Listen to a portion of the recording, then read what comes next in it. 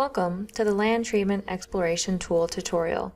Step 3. Explore Site Characteristics. Step 3 directs the user to spatially view site characteristics in 3 different ways. First, clicking the Site History link toggles you to the Site History tab. The top of the Site History tab displays the project name and treatments. The first section of this tab displays treatment frequency and categories in side-by-side maps. The left side map shows frequency from light to dark blue, while the right map shows categories of treatment types. The legends are beneath the maps. You can toggle different treatment types to display on the maps. For example, I have clicked Seeding, which now only displays seedings on the 2 maps. You can further manipulate the view of the maps by indicating if you want to view treatments with confirmed implementation status or all treatments. These data are derived from the Land Treatment Digital Library polygons, and some of the data only have planning documentation available.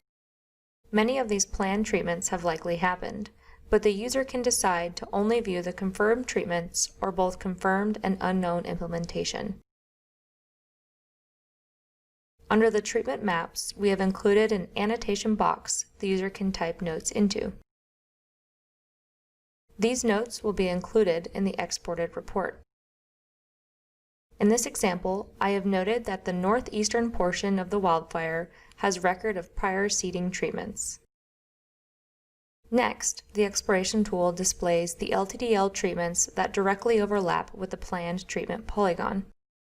In this example, the overlapping seedings are largely from wildfire rehabilitations in 1991 and 1995. The next section displays wildfire history. The first raster displays the number of times burned. The second, the first year burned, and the third, the most recent year burned. Beneath the wildfire map is another annotation box where the user can type notes about the wildfire history. In this example, I have noted the northeastern portion of the wildfire has burned numerous times. The last section of the Site History tab displays a climatogram. Hovering your mouse over this graphic will display values of the graphic. The climatogram shows the average monthly precipitation as a bar plot, while temperature is displayed with 3 lines showing the minimum, maximum, and mean temperature. Like most visuals in the exploration tool, the climatogram is exportable by itself by clicking Download as PDF or Download as Image. The maps and graphic from the Site History tab are included in the exported report that is generated. The text written in Step 3 next directs the user to look at the IPACT tab. This is the Fish and Wildlife Information for Planning and Consultation tool that has been inserted into the exploration tool. The user polygon is loaded into IPACT, and it displays information on endangered species, migratory birds, facilities, and wetlands that are overlapping with the planned polygon. In this example, 2 endangered species are listed, the bull trout and slickspot peppergrass. This example also has some overlapping wetlands displayed in the wetlands section. The next text section in Step 3 directs the user to display and interact with layers on the planning map. The planning map link toggles to the map and layers. The layers are grouped into 9 categories on the left.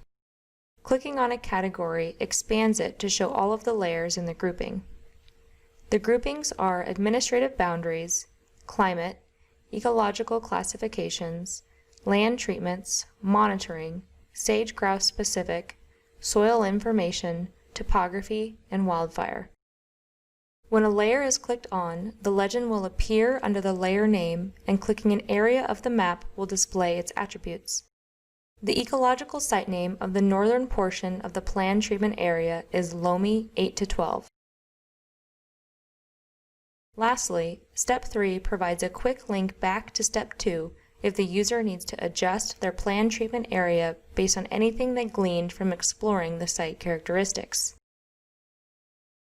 If no polygon adjustment is needed, clicking Next Step takes you to Step 4.